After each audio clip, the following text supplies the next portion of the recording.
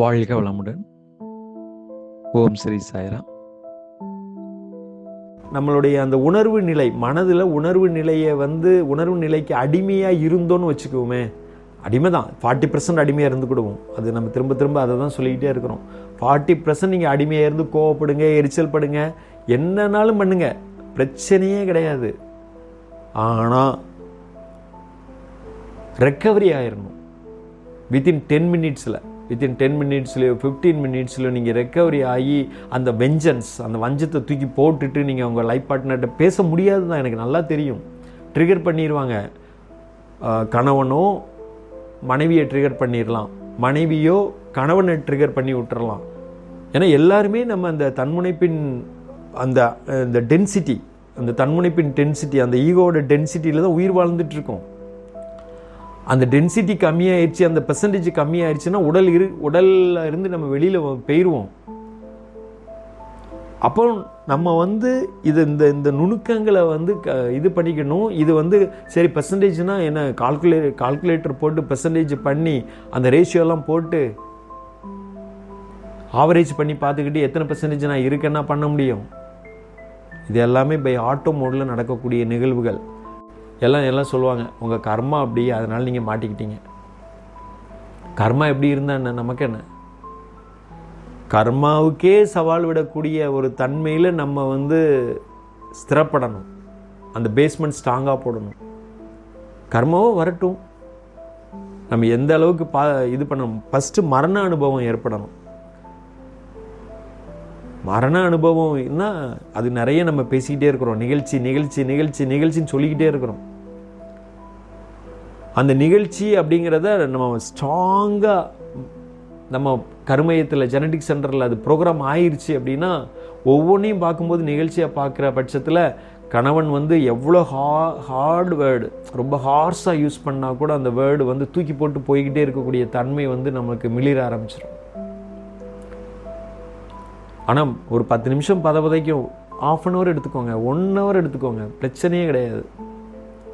1 hour கூட நீங்கள் அப்படியே கொதித்து எழுந்து நிற்போம்ல, அப்படி இருந்துக்கோங்க. ஏன்னா ஹார்ஸாக அந்த வேர்டு ஏன் வருதுன்னா, நம்மளுடைய ஜெனடிக் சென்டரில் உள்ள பதிவுகளை கழிப்பதற்காக ஆப்போசிட் டைரக்ஷனில் உள்ள லைஃப் பார்ட்னர் மூலமாகவோ, குழந்தை மூலமாகவோ, இல்லை உறவுகள் மூலமாகவோ, லைக் மாமியார், மாமனார், அப்பா, அம்மா, அண்ணன், தங்கை, யார் மூலமாகவோ அவங்க நம்மளை புண்படுத்துகிறாங்க, நம்ம மனசை.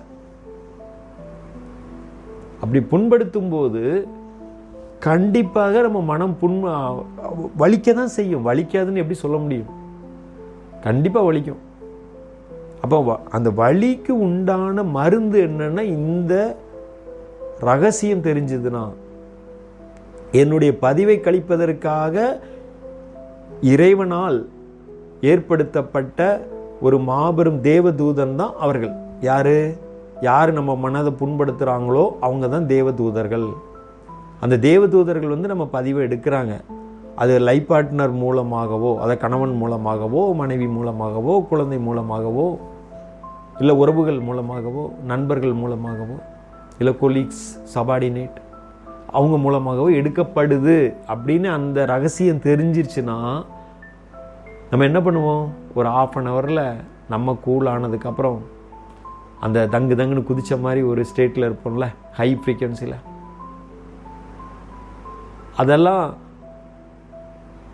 அந்த நிலை மாறும்போது நம்ம அவங்ககிட்ட போய் ஒன்றுமே நடக்காத மாதிரி பேசிகிட்டு இருக்கோம்.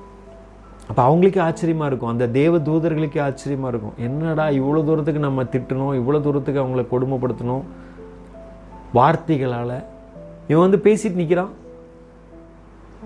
அப்படின்னு பார்ப்பாங்க. இப்போ இந்த நிலைப்பாடு நமக்கு கிடைக்கின்ற பட்சத்தில் we are eligible to do this task. இந்த டாஸ்க்கை ஹேண்டில் பண்ணதுக்கு நம்ம எலிஜிபிள் ஆகிட்டேன்னு அர்த்தம். அப்போ எப்படி மானிட்டர் பண்ணலாம், எப்படி காலிபர் பண்ணலாம்? நம்மளுக்கு எவ்வளோ நேரம் அந்த வெஞ்சன்ஸ்னு அது எப்படி அந்த வார்த்தை சொல்கிறதுன்னு எனக்கு தெரியல. அந்த பீரியடு, அந்த லென்த்தாக இருக்கும்ல. இப்போ ஒரு கோவப்படுறார் ஒருத்தர் யாரோ XYZ கோவப்படுறாரு, லைஃப் பார்ட்னரோ குழந்தையோ உறவுகளோ நண்பர்களோ கோவப்படுறாங்க. கோவப்பட்டுட்டு நம்ம வந்து அப்படியே ஒரு உச்ச நிலைக்கு போகிறோம். நம்மளும் ஏற்று பேசுகிறோம். பேசிட்டு நம்ம அந்த இதாக கூல் டவுன், அந்த கூலிங் பீரியட்னு சொல்லுவோம் இல்லைங்களா, அந்த கூலிங்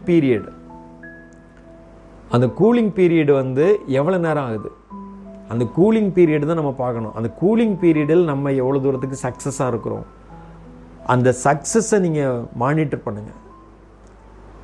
அந்த கூலிங் பீரியட் வந்து 1 hour ஆகுதா, ½ an hour ஆகுதா, 15 minutes ஆகுதா, ஆனால் ஆஃப் டேக்கு மேலே எக்ஸ்டெண்ட் ஆகக்கூடாது. ஏன்னா இவ்வளோ சத்சங் நம்ம கேட்டிருக்கிறோம். இவ்வளோ எக்ஸ்டெண்ட் ஆகும்போது அந்த ஆஃப் டேக்கு மேலே போகாத அளவுக்கு இருந்ததுன்னா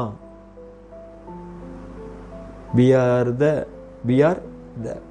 eligible, அந்த இதுக்கு நம்ம எலிஜிபிளாக இருக்கிறோம் அப்படின்னு நம்ம கன்ஃபார்ம் பண்ணிக்கலாம்.